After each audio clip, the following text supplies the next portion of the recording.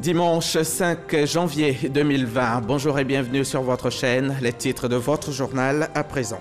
Dans son adresse à la nation à la veille du Nouvel An, le président de la République a présenté les résultats enregistrés dans le domaine de la santé en 2019 dans le cadre du programme social du gouvernement. Le chef de l'État s'est engagé à améliorer les conditions de vie des populations en 2020. Nous y reviendrons en fin de journal. Dans la nuit d'hier à aujourd'hui, un incendie a ravagé le marché de bois de Bouaké. Ce premier incendie de l'année 2020 a été circonscrit par les sapeurs-pompiers militaires. Si aucune perte en vie humaine n'est à déplorer, le bilan matériel, lui, est très lourd. À suivre, le témoignage de Kader Sogodogo dès le début de ce 13h. L'Égyptien Mohamed Salah, l'Algérien Riyad Mahrez et le Sénégalais Sadio Mané sont les trois finalistes pour le titre de meilleur joueur africain de l'année 2019, selon la liste dévoilée hier samedi par la CAF, la Confédération africaine de football. La récompense sera décernée lors d'une cérémonie officielle le 7 janvier prochain à Hurghada, en Égypte. Le 31 décembre au soir, le président Alassane Ouattara s'est adressé à la nation. Le chef de l'État a fait le bilan de l'année écoulée, passant en revue tous les secteurs, notamment politiques, économiques et sociaux. Ce dimanche, nous allons y revenir. Avec le porte-parole du gouvernement, nous allons reparler de ce discours du chef de l'État, du bilan de 2019 et même de celui de la dernière décennie. Les réalisations du gouvernement, mais aussi les projets pour le bien-être des populations. Sidi Tiamoko Touré est avec nous dans le cadre du magazine du dimanche. Bonjour Monsieur le Ministre. Bonjour. Bonne année 2020. Merci beaucoup à vous pareillement. L'année a bien démarré? Je l'espère pour tout le monde. La perspective, le dispositif a été planté par le président de la République à travers ses vœux et nous souhaitons les meilleurs vœux à toute la population ivoirienne et aux populations vivant en Côte d'Ivoire. Merci Monsieur le Ministre. À tout à l'heure. Merci beaucoup. Les années se suivent et se ressemblent. Les marchés continuent de partir en fumée. En ce début d'année 2020, les larmes des commerçants coulent de nouveau. Bouaké en fait une fois de plus les frais. Voilà qu'un incendie ravage le marché de bois de la ville. Cette nuit, les menuiseries se sont transformées en de la cendre avant que les sapeurs-pompiers militaires ne parviennent à circonscrire le feu. Le bilan matériel est très lourd. C'est ce que nous dit Kader Sogodogo, témoin du drame. Marché de bois de Bouaké, il est un peu plus de 21 heures. Un incendie brûle tout sur son passage. Selon les premières informations, c'est aux environs de 20h30 qu'il a démarré. Les propriétaires de plusieurs magasins venus sur les lieux sont impuissants face aux flammes. Alerté, le maire de la ville de Bouaké, Djibo Youssouf Nicolas, est présent pour veiller sur l'organisation des secours avec les sapeurs-pompiers qui mettent tout en œuvre pour venir à bout du vilain. Une triste réalité. Je pense à mes commerçants qui doivent se trouver dans une situation bien compliquée aujourd'hui. Nous sommes pressés de faire le bilan. Dégâts matériels, il y en a eu. Les dégâts humains, j'espère qu'il n'y en a pas. Il est trop tôt pour dire quoi que ce soit. Laissons d'abord que les pompiers terminent de circonscrire le feu. C'est aux environs de 23h30 que le feu sera circonscrit. Aux premières heures du matin, c'est la désolation. Plus de 50 années d'investissement parties en fumée pour certains commerçants. Nos papas qui étaient installés ici là, depuis fort longtemps. Donc maintenant, présentement là, on avait tout perdu. C'est la première fois même, on a eu des problèmes sur ici. On est parti à zéro, tout est parti en fumée.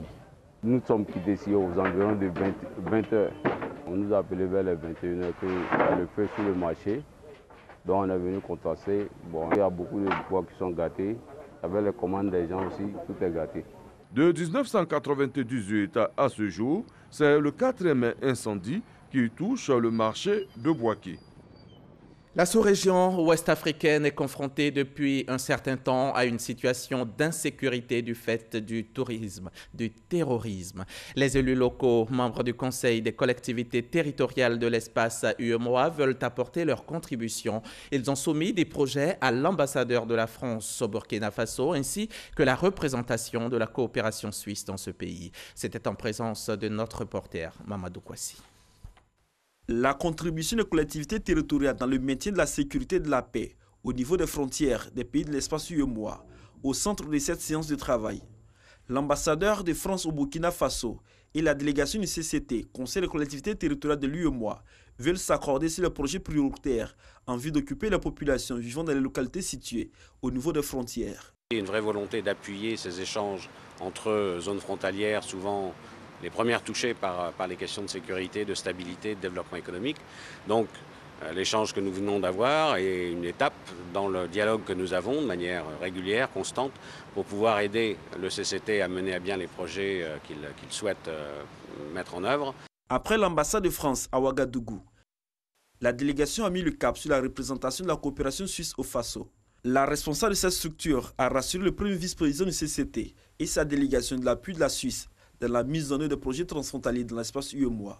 Elle soutient que l'apport initial de 4 milliards de francs CFA accordé au CCT permettra d'améliorer davantage les conditions de vie des populations à travers des projets générateurs de revenus et de construction d'ouvrages. La phase 1 a été évaluée cette année, a permis de montrer des bilans positifs. Néanmoins, pour la phase 2, un travail important reste à faire. Poursuivre et accompagne le plaidoyer pour mobiliser d'autres ressources financières auprès d'autres partenaires. Des propos qui rassurent la délégation des élus locaux de l'UEMOA, déterminés à mener des actions de développement afin d'éradiquer l'insécurité dans la sous-région. Nous avons parlé des questions d'éco-quartier, concernant les changements climatiques. Nous avons parlé de la décentralisation financière, faire en sorte que les élus aient les moyens de leur politique. Et pour nous, ça c'est essentiel. Les différents partenaires les ont partagés avec nous. Et de l'implication des collectivités territoriales dans le règlement de certains conflits au niveau de nos frontières. Nous avons conclu que de plus en plus nous devons être présents sur ce terrain afin d'apporter l'expérience du CCT-UEMOA. Les envoyés du président du CCT, l'Ivoirien François-Albert Amicia, ont aussi échangé avec le représentant du président de la commission de l'UEMOA. Une séance de travail pour faire le point des rencontres et aussi l'évolution de plusieurs projets de développement soutenus par la commission de l'UEMOA. Une délégation du district du Grand Guédé du Libéria a séjourné récemment dans l'ouest de la Côte d'Ivoire, à Tout-le-Pleu, pour des échanges avec les autorités administratives et sécuritaires sur les questions d'intérêt commun. L'objectif, c'est renforcer la coopération transfrontalière et la cohésion sociale entre les peuples du Libéria et de la Côte d'Ivoire vivant le long de la frontière. Suivons la correspondance d'Ève Bouy. Sécurité transfrontalière, libre circulation des biens et des personnes, conflits fonciers sont entre autres les questions d'intérêt commun qui ont été au centre des échanges entre les autorités préfectorales et sécuritaires du district du Grand Guédé du Libéria et celles du département de Tout-le-Pleu. La réunion s'est déroulée à la sous-préfecture de Tioblé. L'objectif de ces échanges étant le renforcement de la coopération transfrontalière et de la cohésion sociale entre les populations vivant le long de cette frontière. Chaque fois que nous nous rencontrons, nous faisons l'évaluation de la situation. La situation qui est préoccupante de leur côté, c'est l'intrusion dans les forêts libériennes, l'intrusion illégale d'un certain nombre de personnes. Et nous avons décidé de nous concerter pour que cela cesse. La première chose d'abord, c'est de mettre en place des comités de surveillance. Dans toutes les localités frontalières, les chefs de village sont maintenant investis d'un certain nombre de responsabilités. Et c'est vrai que ce n'est pas évident, ce n'est pas un mur, il n'y a pas de mur entre nous. Et donc ce n'est pas facile de part et d'autre de contrôler. Mais ils ont mis des techniques en place. Je pense que pour le moment, ça fonctionne. Par rapport à cette situation d'intrusion dans nos forêts, je suis très heureux qu'on ait trouvé des solutions pour y remédier. La Côte d'Ivoire et le Libéria sont des pays frères. Nous ferons tout notre possible pour que la paix sociale soit préservée entre ces deux peuples. En plus de ces questions d'intérêt commun, le préfet du département de Tout-le-Pleu a entretenu ses concitoyens sur la couverture maladie universelle, le futur recensement général de la population et de l'habitat et les échéances électorales de 2020. Il a exhorté toutes les populations à maintenir la paix sociale. En marge de ces échanges, les différentes populations ont participé à une opération de don de sang. Venons-en maintenant à cet atelier de formation sur la gestion sûre et sécurisée des munitions. Elle a été organisée par la Commission nationale de lutte contre la prolifération et la circulation illicite des armes légères et de petit calibre et le secrétariat du traité sur le commerce des armes à l'endroit des gestionnaires d'armes et de munitions des forces de sécurité et de défense. Le témoignage de Serge Collier.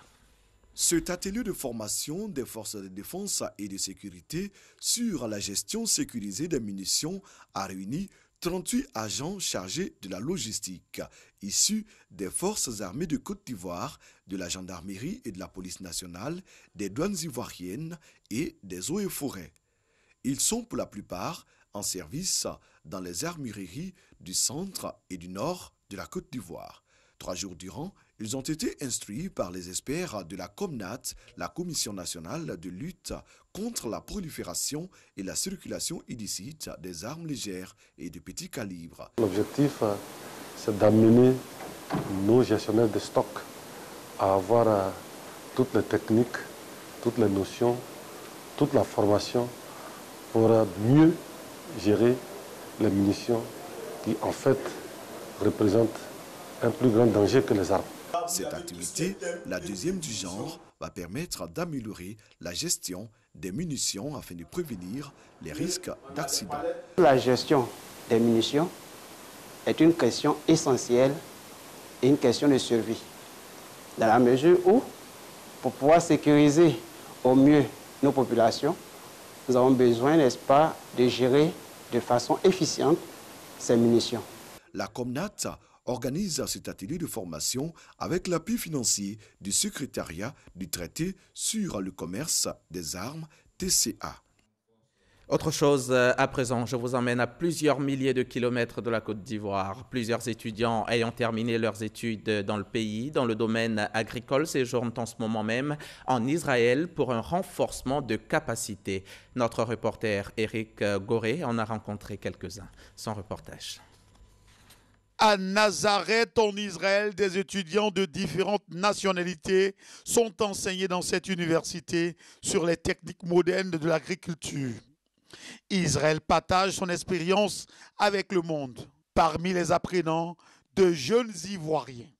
Ces étudiants sont admis ici après un test de recrutement. Étant à l'école, au pays, nous passons des tests. Voilà, c'est un test dans lequel nous sommes sélectionnés. Le test de base, c'est un test psychotechnique. Voilà, donc quand tu arrives à répondre à certaines questions, quand eux ils savent que c'est de toi qu'ils ont besoin, alors ils te recrutent. Une fois en Israël, ces jeunes étudiants ivoiriens ont été confrontés à l'environnement avant de s'adapter. C'est ma première fois de venir en Israël. Voilà. Non seulement il y avait le décalage horaire, il y avait la nourriture. Chez nous, c'est le plat kali, la tiké et autres, mais ici, ce n'est pas le cas. Voilà. Donc ça a été difficile. Comme ça fait 3 mois que je suis là, je commence à m'habituer. En tout cas, ça va. Venus perfectionner leurs connaissances agricoles ici, ces étudiants ont des raisons valables. La motivation de mon arrivée ici, c'est que l'économie ivoirienne déjà est basée sur l'agriculture. Moi, je trouve que les parents ont dit vrai. C'est nous-mêmes de booster notre agriculture. C'est un rêve que j'avais depuis longtemps. Je voulais venir d'un pays développé en agriculture, qui est mon secteur, pour essayer d'apprendre de nouvelles choses, de nouvelles connaissances pour être vraiment au top. Bénéficiant d'une formation rigoureuse et performante, ils sont confiants pour la suite. Dans ce programme AgroStudy, nous apprenons beaucoup. Donc l'idéal serait que nous nous installions une fois au pays pour mettre toutes ces connaissances en application. Dans le domaine agricole, Israël se distingue grâce à plusieurs particularités, dont l'irrigation goutte à goutte permettant de très bonnes récoltes. Elles sont au nombre de 20, ces jeunes filles étudiantes dans les filières scientifiques des universités publiques de Côte d'Ivoire. Pour leur singularité et leur performance académique, Dr Sangaré Yaya, le premier responsable du PASRES, a tenu à les encourager en les distinguant. C'était en présence de plusieurs personnalités, dont l'ambassadeur de Suisse en Côte d'Ivoire. Astou Touré et Franck Quadio y étaient aussi.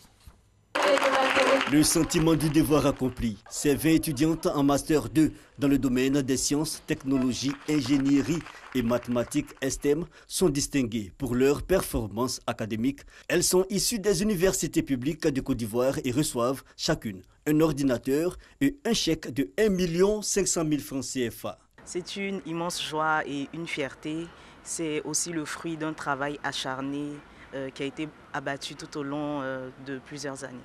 Une fierté d'avoir été primée par le PASRES et c'est vraiment une initiative qui est à encourager parce que étant des femmes au niveau de l'université, c'est toujours pas facile. Je suis vraiment honorée. Il faut dire que ça sera une motivation pour des étudiantes de chercher l'excellence que de se limiter à aller seulement en année supérieure. Cette distinction s'inscrit dans le cadre du programme d'appui stratégique à la recherche scientifique initié par la tutelle en partenariat avec le gouvernement suisse. Nous considérons que la recherche scientifique est un formidable levier d'autonomisation de la femme et du renforcement de sa contribution au développement de notre pays. C'est le lieu pour moi de remercier ici vivement le gouvernement suisse pour son appui à la recherche scientifique en Côte d'Ivoire. Une cérémonie de distinction, mais surtout un panel sur l'importance du genre dans les sciences, une façon d'encourager les participantes à prendre conscience de leur potentialité afin de mieux s'engager dans les filières scientifiques. À Dikodougou, l'urgence cette année, c'était de pallier l'insuffisance de tables-bancs dans les établissements scolaires. C'est désormais chose faite grâce à la mairie de la commune. 350 tables-bancs d'un coût de 60 millions de francs CFA viennent d'être repartis dans les établissements. C'était vendredi dernier en présence des autorités administratives et politiques. Ami Sissoko, notre correspondante dans la région. Bonjour mes amis. Prenez m'asseoir. Pardonnez. Bonjour. Je vais m'asseoir à côté de vous. Cette scène pour illustrer le déficit en tables-bancs au lycée moderne de Dikodougou, localité située à 50 km de Korogo. Avec un effectif de 2701 élèves, le lycée avait un déficit de 305 tables-bancs. Il est désormais réduit avec un don de 150 tables-bancs semi-métalliques de la municipalité, qui a également fait don de 200 tables-bancs aux établissements primaires de la commune. Pour le maire, Abou Draman Soro, cette action du conseil municipal entre dans la droite ligne de la vision du président de la République, Alassane Ouattara, à savoir rendre l'école accessible à tous. Et cela passe par des infrastructures adéquates offrant un minimum de commodité aux apprenants. L'on a coutume de dire, à juste titre qu'aucun développement harmonieux et durable ne saurait se réaliser dans un pays, une région, une localité sans des ressources humaines de qualité. Et le seul moyen de disposer des ressources humaines, d'hommes et de femmes de qualité, après le développement, c'est bien l'école. C'est pourquoi, à l'image de nos autorités à l'échelle nationale, nous avions dès notre prise de service à la tête de la commune de Dikodougou, faire de la qualité de l'école une priorité de notre mandat. La municipalité de Dikodougou a également pensé à l'amélioration des conditions de travail des enseignants du primaire et du secondaire. Ils ont reçu 7 mallettes pédagogiques et du matériel informatique pour la salle des profs. Coût total des dons, 60 millions de francs CFA. L'école préoccupe en Côte d'Ivoire, la lutte contre le trafic de faux médicaments aussi. Et les autorités ne lésinent pas sur les moyens pour préserver la santé des populations. Un spectrophotomètre de Raman, équipement de haute technologie et 2 applications numériques mobiles, MedSafety et Authentimed, ont été présentés aux acteurs du système sanitaire ivoirien. Ils permettront l'authentification et la traçabilité des produits pharmaceutiques. Salima Toudia. La Côte d'Ivoire intensifie sa lutte contre les médicaments de qualité inférieure et falsifiés. Un équipement de haute technologie fait son entrée. Il s'agit du spectrophotomètre Raman, un instrument portatif qui aide au contrôle de la qualité des médicaments. MedSafety et Authentimed sont aussi 2 applications numériques mobiles présentées aux acteurs du système sanitaire. Dans l'assurance qualité des médicaments, ce projet a pour objectif d'assurer la traçabilité des médicaments, notamment des antipaludiques par l'utilisation du data matrix, de contribuer à la surveillance des médicaments essentiels à différents niveaux de la chaîne de distribution, de contribuer également à la réduction du trafic des MKIF, médicaments de qualité inférieure et falsifiés, à l'horizon 2020. Pour les partenaires, cette technologie permet de surmonter les obstacles techniques et renforcer les capacités au niveau national. L'OMS invite les pays à mettre en place des mécanismes nationaux pour que la notification des effets indésirables soit continuellement stimulée. Il est également important de développer parmi les professionnels de santé une attitude positive envers la pharmacovigilance, de sorte à ce que la notification spontanée devienne un geste routinier. Ces applications numériques restent des solutions innovantes au contrôle du marché des médicaments pour la sécurité des patients, assure le ministère de la Santé. La présente promotion des nouvelles technologies dans l'assurance qualité des médicaments s'inscrit parfaitement dans le programme de généralisation et de vulgarisation des technologies de l'information et de communication dans le secteur de la santé. Il témoigne de notre volonté de mettre à la disposition de la population des médicaments de bonne qualité. La Côte d'Ivoire est le 7e pays sur 47 en région africaine de l'OMS à disposer d'applications en ligne de ce genre. Reportage signé Salimatou Dia. Allons-y à Bingerville, non loin d'Abidjan, à l'hôpital psychiatrique. Nous allons y passer une journée, mais une journée récréative en compagnie des pensionnaires de l'établissement. L'initiative est de l'ONG Raouda qui a pensé créer un moment de convivialité et de rapprochement avec ses malades. Le témoignage de Serge Collier. Amour, entraide, solidarité. Voici le slogan qui guide les actions de l'ONG Raouda. En visite à l'hôpital psychiatrique de Bingerville, les membres de cette organisation non gouvernementale ont mis du baume au cœur des pensionnaires, très souvent coupés du monde extérieur du fait de leur état de santé. Pour débuter cette journée de partage, un déjeuner offert aux 300 pensionnaires. Ensuite, des kits de premiers soins, entre autres des seaux, des draps et des vêtements distribués aux malades. L'ONG Raouda, par la voix de sa présidente, Aya Alimata Traoré, épouse Meïté, a exprimé tout son soutien à ces personnes. Cette action vise surtout à jeter un regard positif sur l'hôpital psychiatrique de Bingerville en apportant un appui aux responsables dans la gestion de ce centre spécialisé. Nous sommes ici aujourd'hui pour répondre à un appel lancé par le préfet d'Abidjan. Nous sommes venus leur témoigner aussi de l'amour que nous avons pour eux.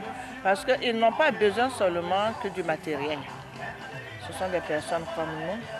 Et nous sommes venus passer la journée avec eux, faire des jeux, partager. Tout en remerciant l'ONG Raouda pour son don, le directeur de l'hôpital encourage de telles initiatives qui contribuent, selon lui, à l'équilibre social des pensionnaires. Le député maire de Bingerville, Issouf Doumbia, qui était également aux côtés des membres de l'ONG, promet poursuivre ses efforts au profit de l'hôpital. Une fête anniversaire symbolique a mis fin à cette journée humanitaire. L'ONG Raouda est une organisation caritative de confession musulmane qui existe depuis mai 2019. Agir pour Dieu, telle est sa vision. Que ce soit à Lourdes, en France, à Fatima, au Portugal ou Jérusalem, rien qu'en 2019, l'État de Côte d'Ivoire a permis à plus de 5000 chrétiens ivoiriens d'effectuer le pèlerinage. La dernière vague de pèlerins vient juste de rentrer à Abidjan. On fait le point avec Éric Gorebi. Ils sont de retour. Ces pèlerins ivoiriens viennent de rentrer au pays après 10 jours passés en Israël, en Terre Sainte. 10 jours pendant lesquels ils ont marché dans les pas de Jésus-Christ en priant pour la Côte d'Ivoire. Le mont Tabor, c'est le lieu où Jésus a été transfiguré. Et il a vu Élie et Moïse en même temps sur cette montagne. Et ça m'a particulièrement touchée parce que c'était une vue de l'esprit. Et j'ai vécu ce fait-là réellement. Pour la direction générale des cultes, ces prières participeront forcément à protéger notre pays. Lorsque le président de la République dit qu'en 2020, les élections vont se passer vraiment sans problème, mais il nous conforte. Parce que tous ces pèlerins qui vont, que ce soit les pèlerins musulmans, les pèlerins chrétiens, tous s'adressent à Dieu et demandent des prières pour la paix en Côte d'Ivoire, la paix dans toutes les actions du gouvernement. Le pèlerinage chrétien ou musulman, une question d'organisation. Le cas d'Israël. Hébergement, restauration, sécurité et transport assurés par l'État.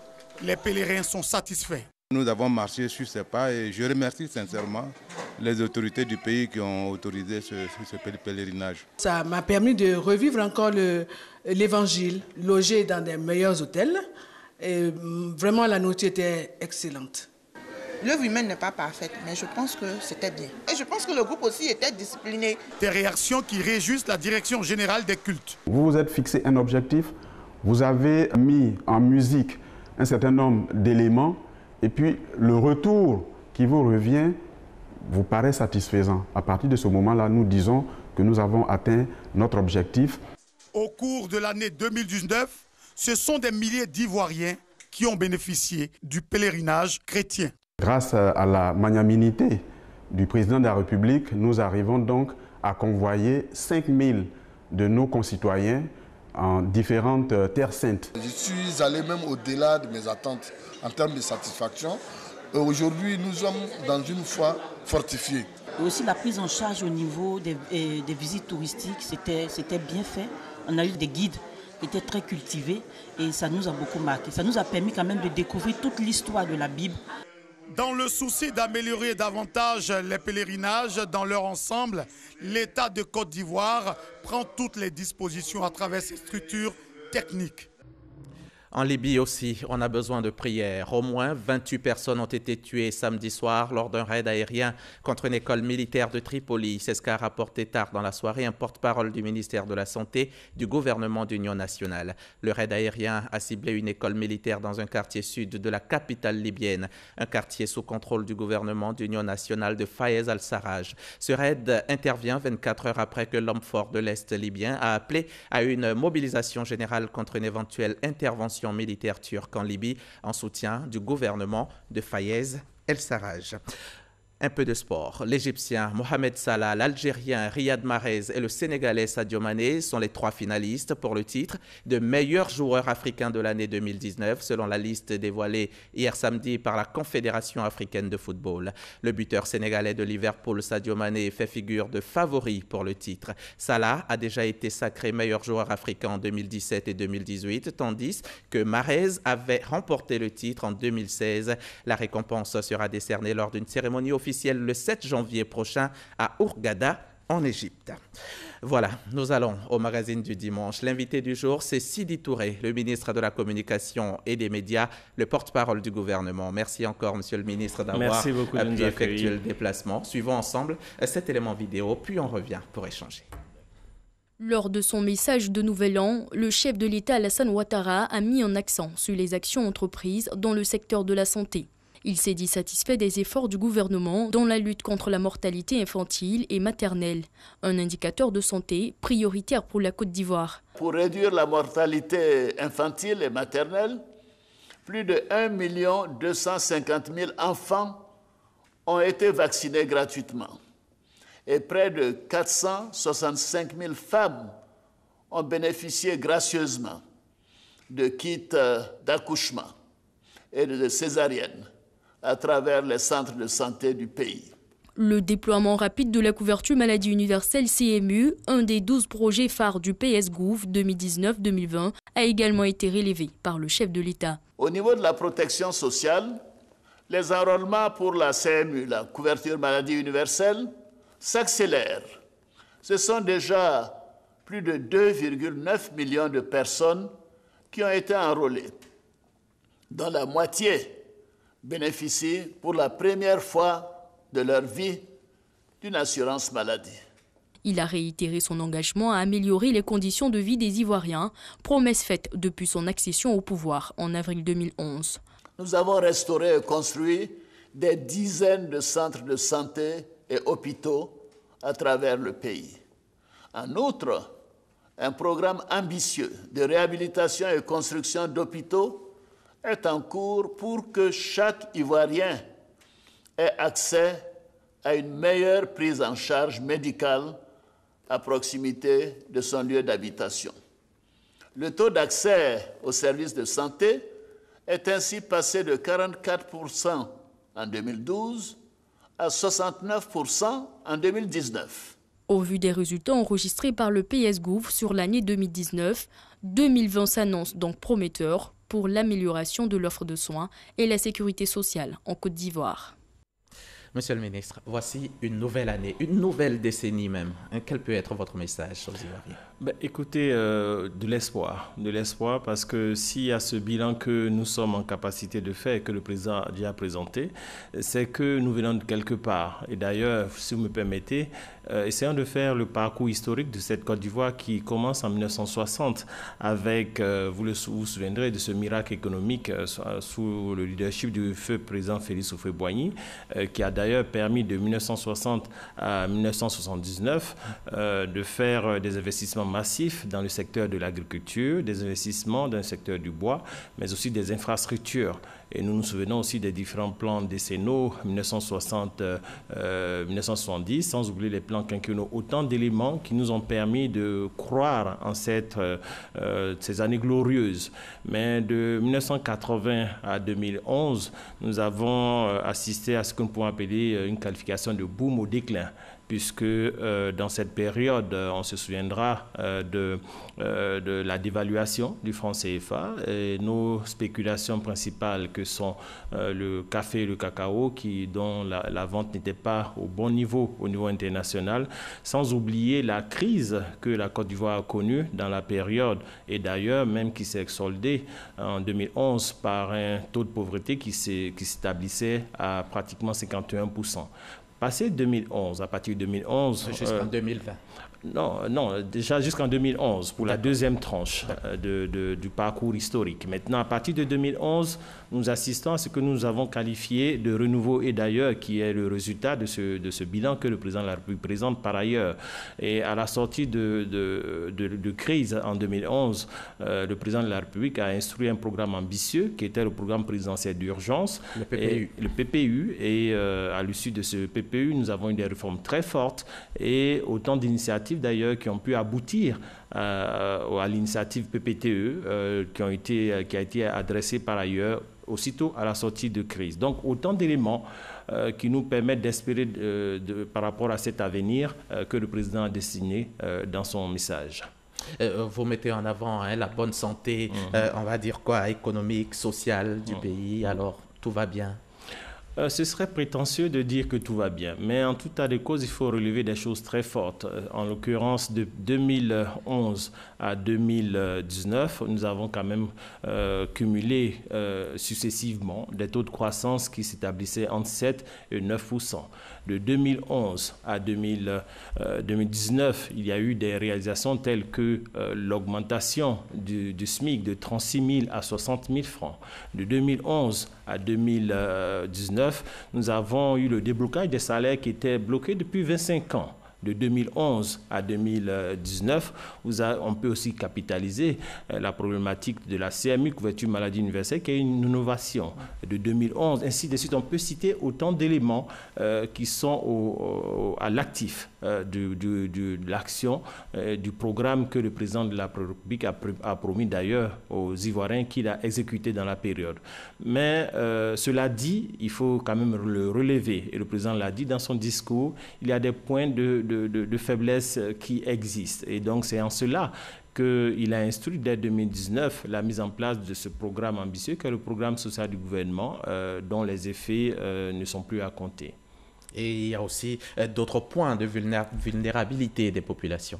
C'est d'ailleurs ces points de vulnérabilité que le programme social du gouvernement adresse, parce que le programme social du gouvernement se présente comme une initiative de solidarité de l'État de Côte d'Ivoire à l'attention des poches les plus vulnérables de nos sociétés.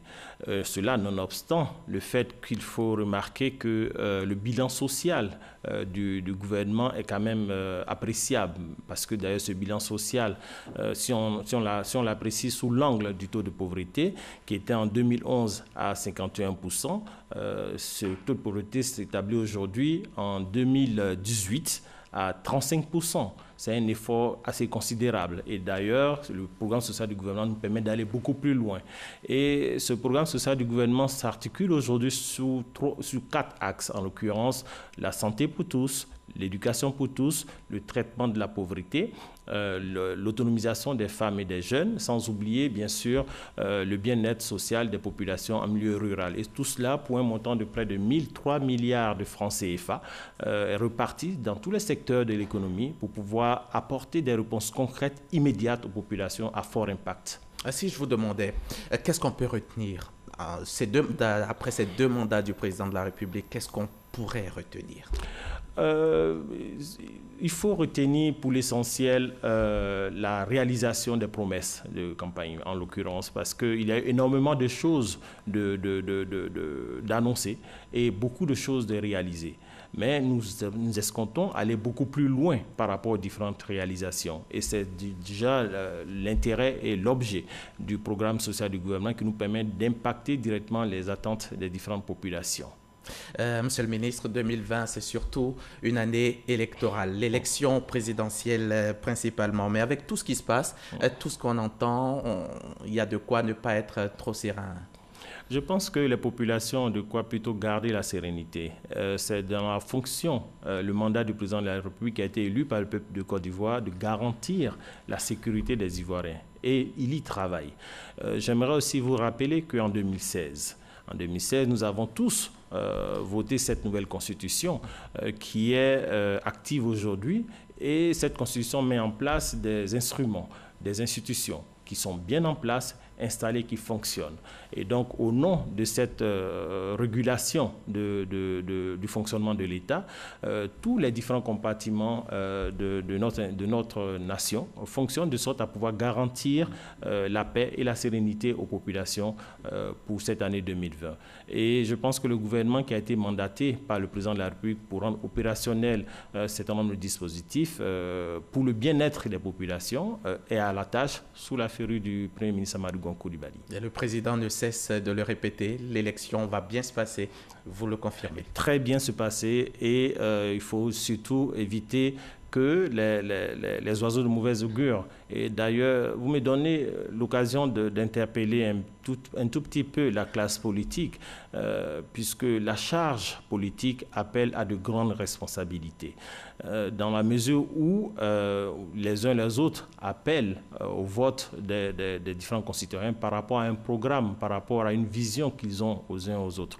Donc, relativement à tout cela, il faut que les uns les autres adopte le bon ton pour la bonne tenue des élections, le bon adressage du tournant que nous allons vivre en 2020. Mais en tout état de cause, toutes les mesures ont été prises pour rassurer les populations. Nous irons aux élections, bien sûr, la fleur à la bouche, et nous ressortirons la fleur à la bouche. On va mettre le pied dans le plat. Qu'en est-il exactement du dossier impliquant l'ancien président de l'Assemblée nationale, Guillaume Soro? Comme tout le monde, nous avons été informés au niveau du gouvernement relativement à cette procédure engagée contre M. Guillaume Soro, l'ancien président de l'Assemblée nationale. Nous avons pris acte comme tout le monde. Mais il faut juste relever que ce sont des accusations assez graves qui ne devraient pas être traitées de la façon dont l'intéressé traite le sujet, c'est-à-dire à travers les réseaux sociaux. S'il pense devoir se défendre, c'est devant nos juridictions que cela doit se faire. Mais j'aimerais juste vous ramener à votre mémoire. S'il était bien compris, en tout cas du point de vue des Américains, que le président Kennedy devait être assassiné et que les Américains l'avaient su un peu plus tôt, soyez rassurés qu'ils auraient mis toutes les dispositions en place pour pouvoir adresser et éviter ce drame. Tenez-vous bien, l'enregistrement sonore, l'intéressé n'a pas démenti l'originalité de cet enregistrement sonore. Dans cet enregistrement sonore, on entend M. Guillaume Soro dire qu'il a la télécommande, qu'il a infiltré la garde du président de la République. On entend M. Guillaume Soro dire qu'il a la main sur les 8400. Mais rappelez-vous encore une fois, en 2017, c'est dans cette période que nous avons connu des mutineries à Bouaké. C'est dans cette même période qu'il a été découvert des armes sur le protocole de Guillaume Soro. Il faut savoir raison garder à certains moments. Donc, s'il se sent brimé dans la procédure, il faut qu'il prenne les dispositions avec son conseil juridique pour s'adresser au système judiciaire ivoirien à l'effet de pouvoir répondre. Et c'est ce que nous lui demandons. Rien que cela, rien de plus. Et une chose que j'aimerais rajouter, si vous me permettez, la posture d'ancien président de la République ne présume pas que nous ne sommes pas ancien président de l'Assemblée nationale. Ancien président de l'Assemblée nationale ne présume pas que nous ne devons pas faire face à la justice. Même le président de la République est justiciable. Donc, on se souviendra aussi, j'aimerais revenir là-dessus pour une dernière fois, qu'en France, il y a un ancien Premier ministre qui est passé dans une procédure judiciaire pendant qu'il était en pleine campagne. Donc, être candidat à la présidence de la République ne nous donne pas l'immunité. Autant le président de la République est justiciable, nous sommes tous justiciables. Il faut qu'on soit équitable vis-à-vis du citoyen lambda qui se trouve au marché, qui commet un impair, qui est poursuivi par la justice. Ce n'est donc pas pour avoir refusé d'adhérer au RHDP que Guillaume Soro est poursuivi. Aucunement. Chacun assume ses actes du présent comme du passé. Vous êtes porte-parole du gouvernement. Vous avez dû certainement écouter la réplique de Guillaume Soro qui disait que cet audio existe bel et bien. Il n'a pas donc nié l'originalité, mais il dit que l'audio date de 2017 et le président de la République en était informé. Écoutez, ça l'enforce davantage d'ailleurs. C'est pour ça que j'ai relaté exprès les situations que nous avons connues en 2017, les différentes mutineries et le fort soupçon qui pesait sur Guillaume Soro et les armes découvertes sur son protocole. Et cela aussi n'a pas été nié par l'individu. Donc l'un dans l'autre, il y a un problème. Il y a un problème qu'il faut adresser. Et il faut que cela soit compris. La déstabilisation ne passera pas en Côte d'Ivoire. Il ne comprend pas non plus que 2017, d'accord, pourquoi c'est en 2020, au moment de son retour, qu'il est poursuivi par le procureur. Écoutez, il n'y a pas on est tous comptables de ce qu'on a posé comme acte dans le passé comme dans le présent. Donc il faut faire attention à ce qu'on dit et faire attention à ce qu'on fait. Le problème dans ce contexte, c'est que l'individu dit et se dédie à la fois. Donc il faut arriver à un moment à adresser les choses de façon pertinente. On va changer de sujet, monsieur le ministre. C'est quoi le bilan de votre département, le ministère de la Communication et des Médias? Écoutez, pendant l'année 2019, comme il s'agit de parler de bilan, nous avons commencé à opérationnaliser la politique nationale de la communication et des médias qui a été mise en place et enrichie des contributions des différents acteurs de l'écosystème dans les différents axes de la presse et relativement d'ailleurs sur l'axe de la presse. Nous avons, vous avez suivi récemment, procédé à la distinction des meilleurs du secteur de la presse et de la communication. Toujours dans le secteur de la presse, nous avons procédé à la dématérialisation de l'acquisition de la carte de professionnel de journaliste. Mais dans le secteur de l'audiovisuel, c'est la TNT qui a fait l'actualité avec le lancement au mois de février 2019 par le Premier ministre de Signal qui a couvert 25% du territoire. Aujourd'hui, nous sommes à pratiquement 60% de couverture du territoire. Relativement au secteur de la communication publicitaire, nous avons progressé énormément dans l'organisation et la réglementation du secteur avec l'adoption par l'Assemblée nationale du projet de loi portant un régime juridique de la communication publicitaire. On a aussi assisté à la décoration des agents, non? Oui, effectivement, c'était une première dans notre environnement parce que nous avons des noms célèbres, des personnalités qui ont marqué la Côte d'Ivoire de façon essentielle, qui n'étaient pas reconnues par la nation. Il fallait véritablement corriger cet impair et c'est ce qui a été autorisé par le président de la République et c'est ce qui a été fait en son temps. On a noté également le bras de fer, on va dire comme ça, le bras de fer entre le ministère de la Communication et les afficheurs. En fait, la situation est simple. Vous avez le cadre réglementaire, qui est un décret de 2007, qui donne les conditionnalités d'exercice de la profession d'afficheur dans la communication publicitaire. Et vous avez des acteurs, certains acteurs, pas tous, certains acteurs qui refusent de se conformer à la réglementation, qui préfèrent prospérer dans l'informel, brasser des millions, sans pour autant se référer à l'organisation de l'écosystème. Et donc, nous avons dit stop, cela ne peut pas perdurer. Il faut mettre de l'ordre dans cet environnement. Et j'aimerais dire aux uns et aux autres, force doit rester à la loi. La problématique en Côte d'Ivoire, c'est que souvent, les uns et les autres pensent que l'incivisme prime sur la réglementation. Et donc, cela ne pourra pas perdurer dans notre environnement de la communication publicitaire. Force doit rester à la loi. Et au nom de cela, nous allons mettre de l'ordre dans cet environnement. Justement, force doit rester à la loi. On l'a appris très tôt ce matin. La justice a débouté l'État de Côte d'Ivoire en faveur des afficheurs. Aucunement. C'est un processus qui est en cours. Et pour ce qui est de l'État de Côte d'Ivoire dans son rôle, les acteurs sont dans leur rôle. Ils avaient été déboutés une première fois, ils ont relancé la procédure sous une autre forme. Nous apprécions l'évolution.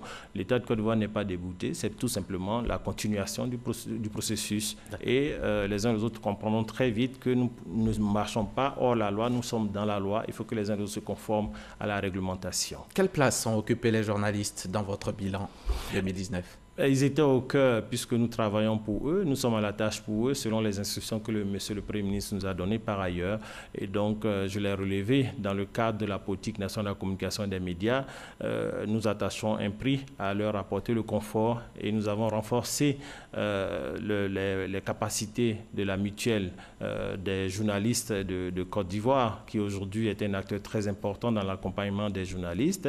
Nous avons posé la première pierre de l'extension des locaux de l'Union nationale des journalistes de Côte d'Ivoire, équiper les différentes fêtières de cet écosystème.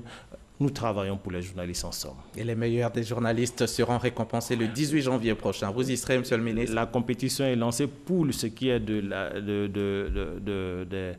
récompenses du ministère, mais je sais effectivement qu'il y a la soirée des Ebonies à Yamoussoukro. J'y serai. D'ailleurs, j'invite tout le monde, tous les acteurs de notre écosystème à y être pour pouvoir célébrer les meilleurs journalistes. Dernière question, Monsieur le ministre, très rapidement. Après la TNT, après le lancement de la TNT, quelle est la prochaine étape avant l'extinction officielle de l'analogie?